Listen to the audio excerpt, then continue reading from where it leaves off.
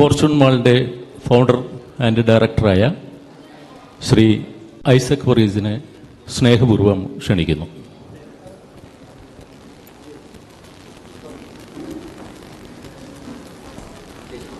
ഏറ്റവും നേരം വഴിക്ക് വന്നിട്ട് എനിക്ക് തൊഴിലും തന്നില്ല ബിജോയ്.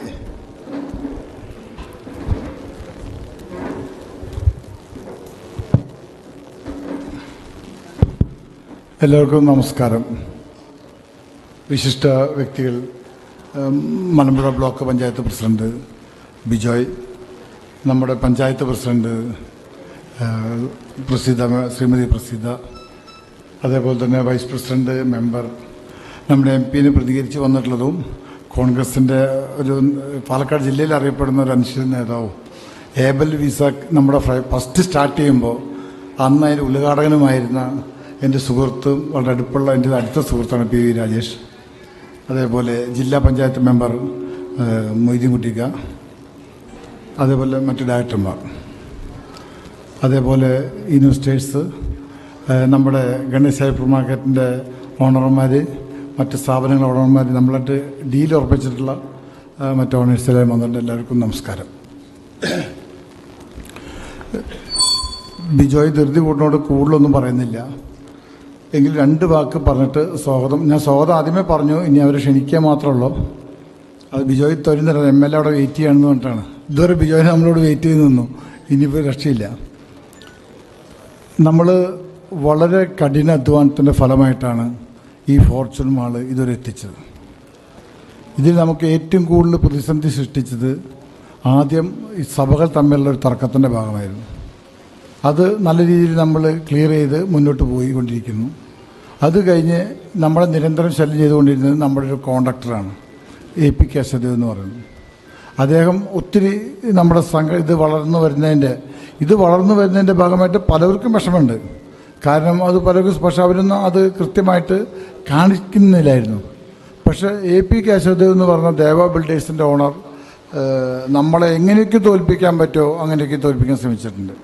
അതിനെക്കുറിച്ച് 2 വാക്ക് ഞാൻ സംസാരിക്കുന്നുണ്ട്. അപ്പോൾ ഇതിൻ്റെ കഠിനാധ്വാനം എന്ന് പറയുന്നത് 140 പ്രവാസികൾ സൗദിയിലും ദുബായിലും ബ്രൂണയിലും അമേരിക്കയിലൊക്കെയുള്ള ഞങ്ങളുടെ ഇൻവെസ്റ്റേഴ്സിൻ്റെ ഒരു ഇൻവെസ്റ്റ്മെൻറ്റിൻ്റെ ഭാഗമായിട്ടാണ് ഈ സംരംഭം കെട്ടിപ്പടുത്തത്. ഇതിന് നമുക്കിപ്പോൾ 24 കോടി രൂപയുടെ മേലെ നമുക്ക് ചിലവായിട്ടുണ്ട്. ഈ ഡിസംബർ 31 ഈ കാണുന്ന ഈ 2 ഫ്ലോറും നമ്മൾ ഓപ്പൺ ചെയ്യാൻ തീരുമാനിച്ചിട്ടുള്ളത്. അതിന് ആ സ്ഥാപനങ്ങൾ നടത്താൻ കഴിവുള്ള, അതിൽ കഴിവും വിദഗ്ധരുമായിട്ടുള്ള അതിൻ്റെയൊക്കെ സ്ഥാപനങ്ങൾ ഓണർമാരും ഇവിടെ എത്തിച്ചേർന്നിട്ടുണ്ട്. അതേപോലെ തിയേറ്ററാണ്, ചെമ്പകശ്ശേരി ഗ്രൂപ്പിന് തിയേറ്റർ കൊടുത്തിട്ടുള്ളത്. അവർക്കും നമ്മൾ നോട്ടീസ് കൊടുത്തിട്ടുണ്ട്. 31-ാം തീയതി, ഡിസംബർ 31-ാം തീയതി രാത്രി നമ്മളെ മാള് വളരെ ആക്റ്റീവായി മുന്നോട്ട് പോകണം, നമുക്ക് തുറക്കാൻ സാധിക്കണം. കാരണം 7 വർഷമായി നമ്മൾ ഇതിൻ്റെ പിന്നിൽ കഷ്ടപ്പെടുന്നു. ഈ 7 വർഷത്തിൽ 2 വർഷം കോവിഡും മറ്റ് പ്രതിസന്ധികളൊക്കെ ആയിട്ട് പോയിട്ടുണ്ടെങ്കിലും നമ്മളൊരു 5 കൊല്ലം നമ്മുടെ അധ്വാനം, നമ്മുടെ ഇൻവെസ്റ്റ്മെൻറ്റും എല്ലാം ഇങ്ങനെ നടക്കുകയാണ്. അപ്പോൾ അതിൻ്റെ ഭാഗമായിട്ട് നമുക്ക് ഇന്ന് ഈ മുതലിന് മൂല്യം കൂടിയിട്ടുണ്ട്. അന്ന് 3.5 ലക്ഷം റുപ്യ എന്ന സ്ഥലത്തിൽ നിന്ന് 15 ലക്ഷം റുപ്യയായി. അന്ന് വെറും ഫൗണ്ടേഷൻ പോലില്ല, വെറും ഒരു പാടമായിരുന്ന ഭൂമി ഇന്ന് 5 നില ബിൽഡിങ്ങായി. 4 സ്റ്റാർ ഹോട്ടലടക്കമുള്ള എല്ലാവിധ ഫെസിലിറ്റീസും ഇതിൽ നമ്മൾ കൊണ്ടുവരുന്നുണ്ട്. മാക്സിമം ജനങ്ങളെ ഉൾക്കൊള്ളേണ്ട ഭാഗമായിട്ടാണ് ഇവിടെ പുതിയ 5 റൂമുകൾ, താഴത്ത് 5 റൂം സെപ്പറേറ്റൊക്കെ നമ്മളിപ്പോൾ സെറ്റ് ചെയ്തിട്ടുള്ളത്. ഇതിനു വേണ്ടി നമുക്ക് നമ്പർ തരാനും മറ്റു കാര്യങ്ങൾക്കെല്ലാം എല്ലാം വളരെ കഷ്ടപ്പെട്ടതാണ് നമ്മുടെ സുഭാഷ്, അതേപോലെ പ്രസിഡന്റ്, മെമ്പർ, ഇവരൊക്കെ വളരെ കഷ്ടപ്പെട്ട് എൻ്റെ ഒപ്പം നിന്ന് പ്രയത്നിച്ചിട്ടുണ്ട്. ഇപ്പം മിനിഞ്ഞാന്ന് വരെ നമ്മളിത് തുറക്കാതിരിക്കാൻ വേണ്ടി പരാതിയായിട്ട് പഞ്ചായത്തിൽ പോയി. അപ്പോൾ തന്നെ ജയൻ അതിൽ ഇടപെട്ട് അത് ബ്ലോക്ക് എന്നെ അറിയിച്ച് പിന്നെ നമ്മളതിൽ ഇടപെട്ടു. എന്ന് വെച്ചാൽ ഈ കേശവദേവ് നമ്മൾ തമ്മിലുള്ള ഒരു വിഷയം മാത്രം പറഞ്ഞാൽ നിർത്താണ്. കാരണം അദ്ദേഹത്തിന് സമയമില്ല, സഖാവിന്, ബ്ലോക്ക് പ്രസിഡന്റിന്, അതുകൊണ്ട് പറഞ്ഞ് നിർത്താണ്. കേശവദേവിന് നമ്മൾ ഈ ബിൽഡിംഗ് മാള് 12 കോടി രൂപയ്ക്കാണ് വർക്ക് ഫിനിഷ് ചെയ്യാൻ വേണ്ടി കൊടുത്തത്. അതിൻ്റെ എഗ്രിമെൻറ്റ് അദ്ദേഹം പോയി കണ്ട എല്ലാവർക്കും ആ എഗ്രിമെൻറ്റ് കാണിച്ചിട്ടുണ്ട്. അതിൻ്റെ എഗ്രിമെൻറ്റ് ഒറിജിനലായിട്ടുള്ളൊരു എഗ്രിമെൻറ്റാണ്. 5,40,00,000 രൂപ അദ്ദേഹത്തിന് ഞാൻ അക്കൗണ്ടിലേക്ക് കൊടുത്തിട്ടുണ്ട്. ഞാനല്ല, കമ്പനി. അത് അദ്ദേഹവും സമ്മതിക്കുന്നുണ്ട്, എൻ്റെ കയ്യിൽ രേഖയുണ്ട്, കനാറ ബാങ്കിലേക്കാണ് കൊടുത്തിട്ടുള്ളത്. പിന്നെ അദ്ദേഹത്തിന് ലോൺ ലഭിക്കുന്നതിന് വേണ്ടി നമ്മുടെ ഡയറക്ടറാന്ന് പറഞ്ഞിട്ടും നമ്മുടെ സ്വന്തം ആളാണെന്നൊക്കെ പറഞ്ഞിട്ടുള്ള ലെറ്ററുകൾ ബാങ്കുകാർ ചോദിക്കുമല്ലോ ഒരു 3 കോടി ലോണിന് ചെല്ലുമ്പോൾ, അതുമായി ബന്ധപ്പെട്ടുള്ള രേഖകൾ നമ്മൾ കൊടുത്തിട്ടുണ്ട്. പക്ഷെ അദ്ദേഹം പറയുന്നത് 5 കേസാണ് എൻ്റെ പേരിൽ അദ്ദേഹം കൊടുത്തത്. ഒന്ന്, അദ്ദേഹത്തിൻ്റെ പാസ്പോർട്ടില്ലാത്ത അനിയന് വിസയ്ക്ക് പൈസ വാങ്ങിയെന്ന് പറഞ്ഞിട്ട് അനിയൻ പാസ്പോർട്ടിൽ അനിയൻ മരിച്ചു. ആ മരിച്ച അനിയൻ്റെ പേരിലാണ് പരാതി കൊടുത്തത്. 50 ലക്ഷം റുപ്യ മൂപ്പര് തന്നെന്ന് പറഞ്ഞിട്ട്. പിന്നെ ഒന്ന്, ഡയറക്ടർഷിപ്പിന് 1 കോടി തന്നു എന്ന് പറഞ്ഞിട്ട്. പിന്നെ 7 കോടി നമ്മൾ മാളിന് കൊടുക്കാമെന്ന് പറഞ്ഞിട്ട്. ഇങ്ങനെ ഈ 3-4 പരാതിയാണ് അദ്ദേഹം പോലീസിന് കൊടുത്തത്. പോലീസിനല്ല, അദ്ദേഹം കോടതിയിലാണ് കൊടുത്തത്. കോടതി അത് പ്രൈവറ്റ് കംപ്ലൈൻറ്റ് സ്വീകരിച്ച് FIR ഇട്ട് അന്വേഷിക്കാൻ പറഞ്ഞു. ഈ അന്വേഷിച്ച എല്ലാ കേസും പോലീസ് തള്ളിക്കളഞ്ഞു. അതിൻ്റെ രേഖകളും നമ്മുടെ കയ്യിലുണ്ട്. പലവരും മധ്യസ്ഥയ്ക്ക് വരുമ്പോൾ പലവരും മധ്യസ്ഥയ്ക്ക് വന്നിട്ടുണ്ട്. അവരോടൊക്കെ ഞാൻ ഈ സംഭവം പറഞ്ഞിട്ടുണ്ട്. അതിൻ്റെ ഇടയ്ക്കാണ് ഞാനും വൈഫ് മാത്രം താമസിക്കുന്ന വീട്ടിലേക്ക് ആസിഡ് ബൾബ് എറിഞ്ഞത്. അത് അദ്ദേഹത്തിൻ്റെ അവസാനത്തെ ഒരു പരിപാടിയായിരുന്നു. ഇപ്പോൾ വണ്ടിയെല്ലാം പോലീസ് സ്റ്റേഷനിൽ കോങ്ങാട് കിടക്കുകയാണ്. അത് 4 ഗുണ്ടകളെയും കൊണ്ടുവന്നിട്ടാണ് ആക്രമണം ചെയ്തത്. രാത്രി ഒരു 12 മണി സമയത്ത്. അതെന്താവട്ടെ, അതൊക്കെ നമ്മൾ ഫേസ് ചെയ്യുക, അതൊന്നും നമുക്ക് ടെൻഷനില്ല. ഇവിടെ കേശവദേവും നമ്മൾ തമ്മിലുള്ള വിഷയം എന്ന് പറഞ്ഞ കണക്ക്, അദ്ദേഹത്തിന് 5 കോടി കൊടുത്തിട്ട് എനിക്കും അദ്ദേഹത്തിന് തർക്കമില്ല. അന്നത്തെ ഫോട്ടോ, അന്നത്തെ ബഹുമാനപ്പെട്ട സിവിൽ കോടതി പറഞ്ഞിട്ടുണ്ട് കമ്മീഷനെ വെക്കാൻ വേണ്ടി 7 ദിവസം ഇത് മാള് നിർത്തിവെക്കണം പ്രവർത്തനം. അന്ന് 7 ദിവസം നിർത്തിവെച്ചുകൊണ്ടാണ്, സഹാക്കളൊക്കെ അത് പ്രത്യേകം ശ്രദ്ധിക്കണം, നിങ്ങളൊക്കെയാണ് എനിക്ക് വേണ്ടി സപ്പോർട്ട് ചെയ്യുന്നവർ. നമ്മൾ 7 ദിവസം ഈ വർക്ക് നിർത്തിവെച്ചിട്ടാണ് നമ്മൾ ഈ വർക്ക് കോടതി കമ്മീഷനെ വെച്ചു. ഞാനും ഒരു കമ്മീഷൻ്റെ പാനൽ കൊടുത്തു, കോടതി ഒരു കമ്മീഷൻ്റെ കേശവദേവ് ഒരു കമ്മീഷൻ്റെ പാനൽ കൊടുത്തു. ഈ 2 പാനലിന് 1 മിനിറ്റ് ചെലവ് നടക്കാൻ പറയും. 2 പാനലും വേണ്ടെന്ന് പറഞ്ഞ് കോടതി ഒരു കമ്മീഷനെ വെച്ചു.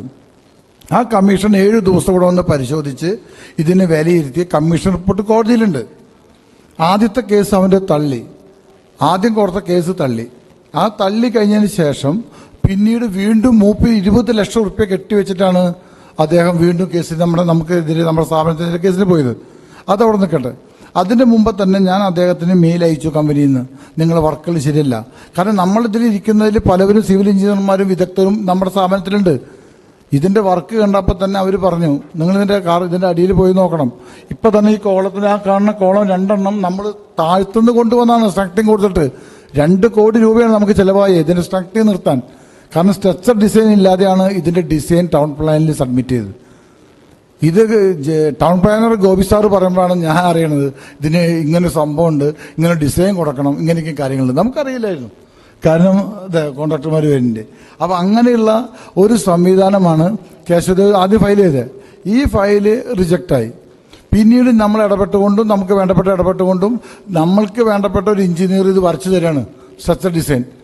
എന്നിട്ട് അത് വരച്ച് തന്നിട്ട് അതിൽ അവർ പറഞ്ഞ പ്രോബ്ലങ്ങളെല്ലാം തീർത്ത ഷംസീർക്ക് ബാക്കിലിരിക്കുന്നുണ്ട് എഞ്ചിനീയർ. അദ്ദേഹം പറഞ്ഞനുസരിച്ച് ഇതിൽ 5-6 കോളമാണ് അഡീഷണൽ ഞങ്ങൾ കയറ്റിയത് ഈ ബിൽഡിംഗ് ലോഡ് എടുക്കാൻ. ആ കമ്മീഷൻ റിപ്പോർട്ടിൽ പറയുന്നുണ്ട് 6 കോടി ചില്ലറ രൂപ കേശവദേവിന് ചെലവ് വന്നിട്ടുണ്ട്. അതിലൊരു തർക്കം കോടതിക്കില്ല, കമ്മീഷനുമില്ല, ഞങ്ങൾക്കുമില്ല. പക്ഷേ ആവശ്യമില്ലാത്ത മെറ്റീരിയലാണ് ഇതിൽ ചേർത്തിട്ടുള്ളത്. 18ൻ്റെ കമ്പ്യൂട്ടറിനോടത്ത് 22ൻ്റെ കമ്പ്യൂട്ടറിൻ്റെ വല്ല കാര്യമുണ്ടോ? അതുമാതിരി ഒരു ചട്ടി സിമെൻറ്റ് ഇടുന്നിടത്ത് കോൺക്രീറ്റ് ഇടുന്നിടത്ത് 3 ചട്ടി കോൺക്രീറ്റ് ഇട്ട് വല്ല കാര്യമുണ്ടോ? ഇതാണ് ഇതിന് സ്കാൻ ചെയ്ത് അവരുടെ വിദഗ്ധരായ കോഴിക്കോടുള്ള എഞ്ചിനീയർമാർ, ഹൈലൈറ്റ് മാളിൻ്റെ എഞ്ചിനീയർമാർ വന്ന് സ്കാൻ ചെയ്ത് കണ്ടുപിടിച്ചതാണ്. അത് കമ്മീഷൻ റിപ്പോർട്ടിൽ നമ്മൾ ഹാജരാക്കുന്ന രേഖകൾ അത് ഹാജരാക്കിയിട്ടുണ്ട്. ഇനി രേഖകളൊക്കെ കോടതി നിൽക്കുന്ന കാര്യമാണ്, അതിലേക്കൊന്നും ഞാൻ കടക്കണില്ല. അത് കോടതി നിലപാടെടുക്കട്ടെ. ഈ കോടതിയിൽ കേസ് നടന്നുകൊണ്ടിരിക്കുമ്പോഴാണ് ഞാനും എൻ്റെ ഭാര്യയും മാത്രം ജീവിക്കുന്ന ഏബിൾ വിസാഖ് എന്ന് പറഞ്ഞൊരു വലിയൊരു സംവിധാനമല്ലേ. അതിൽ എൻ്റെ വീട്ടിലേക്ക് വന്നിട്ട് ആസിഡ് ബൾബ് എറിയേണ്ട വല്ല കാര്യമുണ്ടോ? എന്നോട് പുതുശ്ശേരി സഹാക്കളൊന്നും ചോദിച്ചോട്ടെ, ഞങ്ങളങ്ങോട്ട് വരണമെന്ന്. അത് വേറെ കാര്യം. നമ്മളെ രീതി കൈകാര്യം ചെയ്യാൻ ഉദ്ദേശിച്ചിട്ടില്ല. നമുക്ക് കോടതിയിൽ തന്നെ നമ്മൾ കൈകാര്യം ചെയ്യാൻ ഉദ്ദേശിച്ചിട്ടുള്ളൂ. കേശവദേവിൻ്റെ കേസ് കോടതിയിൽ കൈകാര്യം ചെയ്യുള്ളൂ. അപ്പോൾ ഇങ്ങനെ ഒരു സംഭവം ഉണ്ടായി. നമ്മൾ ഭീഷണിപ്പെട്ട 3-4 പ്രാവശ്യം എൻ്റെ വണ്ടി ഫോളോ ചെയ്തു. 1-2 പ്രാവശ്യം എൻ്റെ വണ്ടി വാളാറ് വെച്ചിട്ട് ഈ വണ്ടിയുടെ ഇവനൊക്കെ എന്ത് പൊട്ടനാ. ഇന്നത്തെ കാലത്ത് വെറുതെ പോലീസ് SI പെൻഷൻ പറ്റിയാളിരിക്കുന്നു. ഒന്ന് അടിച്ചു നോക്കിയാൽ RC ബുക്കും RC നമ്പറും എല്ലാം കിട്ടുന്ന കാലഘട്ടത്തിൽ ഈ കാറിനെ ഫോളോ ചെയ്യേണ്ട വല്ല കാര്യമുണ്ടോ? വളരെ പോലീസ് പിടിച്ചു. അതെല്ലാം വെച്ചിട്ടാണ് ഞാൻ ഹൈക്കോടതി പോയി. ഹൈക്കോടതി എന്ത് ചെയ്തു? എനിക്ക് പോലീസ് പ്രൊട്ടക്ഷൻ തന്നു. അത് അവൻ അറിഞ്ഞിട്ടുണ്ടായിരുന്നില്ല. എനിക്ക് പോലീസ് പ്രൊട്ടക്ഷൻ ഉണ്ട്. കസബ ലിമിറ്റിലും കോങ്ങാടും പാലക്കാട് ജില്ലയിൽ പോലീസ് പ്രൊട്ടക്ഷൻ തന്നു. എന്നിട്ട് അതുപോലും ഇതൊന്നും എൻ്റെ ഒരു വൈരാഗ്യത്തിൻ്റെ ഭാഗമായിട്ട് പറഞ്ഞതല്ല. കേശവദേവ് അങ്ങനെ പൈസ മുടക്കി കേസ് ജയിക്കാൻ ഏറ്റവും എളുപ്പം മിഞ്ഞാന്ന് കുറച്ച് പ്രധാനപ്പെട്ട ഒരു അനന്തകൃഷ്ണേട്ടൻ വിളിച്ചു പറഞ്ഞിട്ട് പ്രധാനപ്പെട്ട 4-5 കോൺഗ്രസ് നേതാക്കന്മാർ വന്നു. അതിന് മുമ്പ് കേശവദേവ് ബഹുമാനപ്പെട്ട MPനെയും പല നേതാക്കന്മാരെയും കാണാൻ പോയി. അവരൊന്നും അത് മൈൻഡ് ചെയ്തില്ല. അന്ന് കേശവദേവ് വന്നിട്ട് ഈ പ്രധാനപ്പെട്ട നേതാക്കന്മാരെ കാണാൻ പോയപ്പോൾ അവർ എന്നോട് സംസാരിക്കാൻ വന്നു. അവർക്ക് ഞാൻ ഇതെല്ലാം മെനിഞ്ഞാന്ന് കാണിച്ചു കൊടുത്തു. ഉദ്ഘാടനത്തിന് മുമ്പ് അവർ കണ്ട് മനസ്സിലാക്കി പോട്ടെ വെച്ചിട്ട് ഇതെല്ലാം കാണിച്ചു കൊടുത്ത് ഞാൻ അവരോട് ഒറ്റ ചോദ്യം ചോദിച്ചുള്ളൂ. 12 കോടി രൂപ കേശവന് കൊടുക്കാൻ കാലത്ത് നമുക്ക് തർക്കമില്ല. ഈ 12 കോടി 5 കോടി 40 ലക്ഷം കഴിച്ചാൽ ബാക്കി 7 കോടി കേശവദേവ് ചെലവാക്കിയിട്ടുണ്ടല്ലോ. ഈ 7 കോടി രൂപയ്ക്ക് ഇവിടെ പർച്ചേസ് ചെയ്താണല്ലോ, ഇവിടെ സാധനങ്ങൾ വാങ്ങിയതാണല്ലോ. അതിൻ്റെ GST ബില്ല് കോടതി കൊടുത്താൽ പോരെ? കേശവദേവ് ജയിച്ചല്ലോ.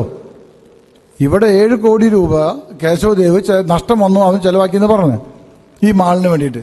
അങ്ങനെയാണെങ്കിൽ AP കേശവദേവ് ദേവ ബിൽഡേഴ്സിൻ്റെ ഓണർ എന്ത് ചെയ്യണം? എൻ്റെ വീട്ടിലേക്ക് പടക്കം എറിയല്ലേ ചെയ്യണ്ടേ? അദ്ദേഹം ഈ 7 കോടിക്ക് ഇവിടെ മാളിലേക്ക് എന്തെല്ലാം വാങ്ങി എന്നുള്ളത് ആ GST ബില്ലാണ് കൊടുത്ത കോടതിയിൽ കേസ് ജയിച്ചില്ലേ? ഈ വിഷയം അവിടെ തീർന്നില്ലേ? അപ്പം അതിൻ്റെ പകരം മൂപ്പൻ്റെ വീട്ടിലേക്ക് പടക്കാണ് എറിഞ്ഞത്. അതേപോലെ GST ബില്ലിൻ്റെ കാര്യം പോട്ടെ, ഇനി GST വിടുക. നമ്മൾക്ക് 2 കോടി ചില്ലറ രൂപ GST റിട്ടേൺ കിട്ടാനുള്ളവരാണ്. കാരണം 20 കോടി ഉറുപ്പോളം നമ്മൾ ചിലവാക്കേണ്ട ബില്ല് നമ്മുടെ കമ്പനിയിൽ സൂക്ഷിച്ചിട്ടുണ്ട്. ഇവിടെ മൊത്തം ചിലവാക്കിയതിൻ്റെ നമുക്ക് GST റിട്ടേൺ കിട്ടണം. ഇത് റണ്ണിങ് ആയാലേ GST കിട്ടുള്ളൂ. അപ്പം അങ്ങനെയുള്ള ഒരു സ്ഥാപനത്തിനെതിരെയാണ് ഈ പറയുന്നത്. അപ്പം അതൊരു എന്തും പറയാം എന്നുള്ള പ്രചരണമാണ്. അപ്പം ആ പ്രചരണത്തിൻ്റെ ഭാഗമായിട്ടാണ് മിനിഞ്ഞാന്ന് പഞ്ചായത്തിൽ പോയി. പഞ്ചായത്തിൽ പോയിട്ടൊന്നും നടക്കാൻ പോകുന്നില്ല. എങ്കിലും ഇതിൻ്റെ സത്യസന്ധമായ കാര്യങ്ങൾ എങ്ങനെയാണ്? കേശവദേവിനെ സംബന്ധിച്ചോളം നമ്മൾ നോട്ടീസ് കൊടുത്തും കവിയേറ്റ് ഫയൽ ചെയ്തും കറക്റ്റ് തീരുമാനങ്ങൾ എടുത്തിട്ടാണ് കോടതി ത്രൂവാണ് അദ്ദേഹത്തെ പുറത്താക്കിയത്. എല്ലാ പത്രങ്ങളിലും കൊടുത്തു, ഇംഗ്ലീഷ് പത്രങ്ങളിലും മലയാള പത്രങ്ങളിലും എല്ലാറ്റിലും കൊടുത്തിട്ടാണ് അദ്ദേഹത്തെ പുറത്താക്കിയത്. അതെല്ലാം നമ്മളെല്ലാവർക്കും അയച്ചു തന്നിട്ട് നമ്മുടെ ഗ്രൂപ്പുകളിൽ അറിയാം. നമ്മൾ രഹസ്യമായിട്ട് പുറത്താക്കിയതല്ല. എന്നിട്ടും നമ്മൾ അവൻ്റെ എല്ലാ മെറ്റീരിയലും സാധനങ്ങൾ ഇവിടെ ഇരിക്കുന്നത് എല്ലാ സാധനങ്ങളും നമ്മൾ തിരിച്ചു കൊടുത്തു. അത് നമ്മുടെ സംസ്കാരത്തിൻ്റെ ഭാഗമാണ്.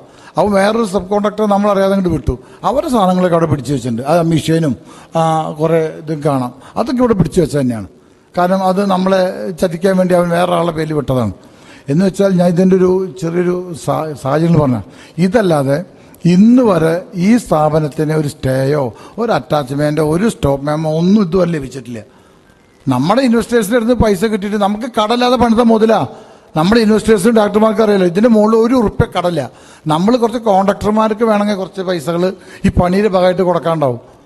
അത് മാക്സിമം 1 കോടിയുടെ താഴെ. അത് ഈ വർക്ക് ഇനി തീരാനുള്ളതുകൊണ്ട്. അതല്ലാതെ ഇതിൻ്റെ മുകളിൽ 100 പൈസ ഒരു ലോണോ ഒരു കടോ ഈ കാണുന്ന ഒരു സംവിധാനത്തിലും ഇല്ല. അങ്ങനെ മാളൊരാൾ അപ്പുറത്ത് പണ്ട് കാണിക്കട്ടെ, ഈ 30 കോടി പബ്ലിക് ഇൻവെസ്റ്റ്മെൻറ്റ് കൊണ്ടുവന്നിട്ട് പണ്ട് കാണിക്കട്ടെ. അവിടെയാണ് നമ്മുടെ കഠിനാധ്വാനത്തിൻ്റെ ഫലം. അത് ഇൻവെസ്റ്റേഴ്സിൻ്റെ പിന്തുണയുണ്ട്, ഡയറക്ടർമാരുടെ പിന്തുണയുണ്ട്. ഈ പിന്തുണ കൊണ്ടാണ് നമ്മളിവിടെ എത്തിയത്. അതല്ലാതെ ഞാൻ സത്യസന്ധമായിട്ട് പറയുന്നു, ഒരു അനാവശ്യ പൈസയോ ഒരു തെറ്റായ പൈസയോ ഒരു മോശപ്പെട്ട പൈസയോ ഒന്നും ഈ മാളിലില്ല. ഈ മാളിൽ അതിൻ്റെ ആവശ്യം വന്നിട്ടുമില്ല. ഇപ്പം ഇത് ഫിനിഷ് ചെയ്യാൻ വേണ്ടി 40 ലക്ഷം ആവശ്യം വന്നു. നമ്മുടെ ഇൻവെസ്റ്റർമാർ അയച്ചു തന്നത്. ഇൻവെസ്റ്റർമാർക്ക് വിളിച്ചു, ഇത് എത്ര അയച്ചു തരണം, അവരയച്ചു തന്നു. അതൊരു വിശ്വാസമാണ്. 2 മെസ്സേജ് ആർക്കെങ്കിലും അയച്ചതുകൊണ്ടോ 2 പോസ്റ്റ് ചെയ്തുകൊണ്ടൊന്നും ആ വിശ്വാസം നഷ്ടപ്പെടാൻ പോണില്ല. കാരണം ഞാൻ തെറ്റ് ചെയ്താലേ ഞാൻ ഭയപ്പെടുന്നുണ്ടോ? ഞാൻ തെറ്റ് ചെയ്യുന്നില്ല, ചെയ്തിട്ടില്ല, അതെനിക്ക് വിശ്വാസമുണ്ട്. അപ്പോൾ എല്ലാവരുടെ പൂർണ്ണമായ പിന്തുണയും ഇതിന് വേണം. നമ്മൾ കേശവദേവുമായിട്ട് മാത്രമേ ഒരു കേസുള്ളൂ. അത് വേറെ വിഷയങ്ങളൊന്നുമില്ല. കോടതിയിൽ നടക്കട്ടെ, അദ്ദേഹം തെളിയിക്കട്ടെ അദ്ദേഹത്തിൻ്റെ ഭാഗം. അത് ആ രീതിയിൽ മുന്നോട്ട് പോട്ടെ. നമ്മൾ തെറ്റുകാരാണെങ്കിൽ നമ്മളെ കോടതിയിൽ അത് ഫേസ് ചെയ്യാൻ തയ്യാറാണ്. നമ്മൾ കോടതിയിൽ പോകണേ. വേറെ ഈ മാളിനെ സംബന്ധിച്ചോളം ആൾക്കാർ പറഞ്ഞുണ്ടാക്കുന്ന രീതിയിലുള്ള തെറ്റായ ഒരു വിഷയങ്ങളും ഇതിനില്ല. നമുക്ക് 9 നമ്പർ ഇട്ടുന്നുണ്ട്. 4 ലക്ഷത്തിൽ ചില നമ്മൾ അടച്ചിട്ടുണ്ട്. കൂടുതൽ സംസാരിക്കുന്നില്ല, ബിജോയ് നിലത്തല്ലിരിക്കണേ. അപ്പോൾ അത് വേറെ പ്രശ്നങ്ങളുണ്ടാവുന്നതുകൊണ്ട് ഞാൻ നിർത്തുന്നു. ഇങ്ങനെ കുറേ കാര്യങ്ങൾ ഇതിൻ്റെ പിന്നിലുണ്ട്. അപ്പോൾ നിങ്ങൾക്ക് ആർക്കെങ്കിലും ഇൻവെസ്റ്റേഴ്സാണ് ഇതിൽ ഭൂരിപക്ഷമുള്ളത്. എന്ത് കാര്യങ്ങളും ഒറ്റ വാട്സപ്പിൽ മെസ്സേജ് എനിക്കോ റെസിയൊക്കെ അയച്ചാൽ ഉടനെ നിങ്ങളുടെ ഫോണിലേക്ക് ആ മെസ്സേജിന് മറുപടി വരും, രേഖ സഹിതം. അത് നല്ല ധൈര്യമുള്ളതുകൊണ്ട് തന്നെയാണ് നമ്മളിത് മുന്നോട്ട് കൊണ്ടുപോകണത്. പിന്നെ എൻ്റെ വീട്ടിലേക്ക് ചെയ്തത് അത് അവൻ്റെ വിവരലായ്മ എന്ന് മാത്രമേ പറയുള്ളൂ. എന്നെ അറിയുന്നവരത് ചെയ്യാൻ സാധ്യമില്ല. അവൻ്റെ വിവരലായ്മ എന്ന് മാത്രമേ പറയുള്ളൂ. എൻ്റെ വാക്കുകൾ ഞാൻ നിർത്തുന്നു. ഇതിൻ്റെ ഉദ്ഘാടന കർമ്മത്തേക്ക് കിടക്കുകയാണ്. അതിൻ്റെ കാര്യങ്ങളെല്ലാം കൺട്രോൾ ചെയ്യുന്നത് ഷാജുവാണ്. അപ്പോൾ ഷാജു അതിൻ്റെ കാര്യങ്ങളെല്ലാം കൺട്രോൾ ചെയ്യും. ഉദ്ഘാടനം കഴിഞ്ഞ് അപ്പം തന്നെ ബ്ലോക്ക് പ്രസിഡൻറ്റ് പോകണമെന്ന് പറഞ്ഞു. അപ്പോൾ അത് രീതിയിൽ അപ്പോൾ നിങ്ങളെല്ലാവരും ഇവിടെ എത്തി, ഈശ്വരൻ സ്വീകരിച്ച് എത്തിയതിൽ വളരെ സന്തോഷം. നമ്മുടെ കോപ്പറേറ്റീവ് ഓഫീസിൻ്റെ ഉദ്ഘാടനമാണ് ചെയ്യുന്നത്. മാളിൻ്റെ സ്ഥാപനം മാളിൽ നിന്ന് തന്നെ തുടങ്ങണം എന്നുള്ളതാണ് നമ്മുടെ സ്റ്റാൻഡ്. ഇത് കുറേ പേര് ഇവിടെ വരും, ഇവിടെ നിന്ന് കഴിഞ്ഞ് അവിടെ വരും, അവിടെ ഡിസ്കഷൻ കഴിഞ്ഞ് അങ്ങോട്ട് വരും. അപ്പോൾ അത് വേണ്ട, ഇനി നമ്മൾ ഇവിടെ മതി. അതേപോലെ ഞങ്ങൾ ഇൻവെസ്റ്റേഴ്സിന് ഇവിടെ മീറ്റിംഗ് കൂടാനും ഇൻവെസ്റ്റേഴ്സിന് എല്ലാ കാര്യങ്ങളും ചെയ്യാനുള്ള റൂം വേറെയുണ്ട്. ഇനി ഇൻവെസ്റ്റേഴ്സ് ഒന്നും പുറത്ത് എവിടെയും പോയിരിക്കേണ്ട. നമ്മുടെ മാളിൽ വന്ന് നമ്മൾ പണം മുടക്കിയല്ലേ, ഇവിടെ നിന്ന് തുടങ്ങാം. ആ തുടക്കമാണെന്ന് കുറിക്കണേ. അത് ഞങ്ങൾക്ക് ഫസ്റ്റ് തുടക്കം കുറിച്ച പി വി രാജേഷ് ജി ഇവിടെ ഉണ്ട്. അത് ഒരു നിമിത്തന്മാരി ഇവിടെ എത്തിച്ചേർന്നാണ്. അപ്പോൾ എന്തായാലും ഞാൻ എൻ്റെ വാക്കുകൾ അവസാനിപ്പിക്കുന്നു. ഇനി അടുത്ത പ്രോഗ്രാം എങ്ങനെയാ വെച്ചാൽ ഷാജു ഫിനിഷ് ചെയ്യേ. നമുക്ക് നന്ദി.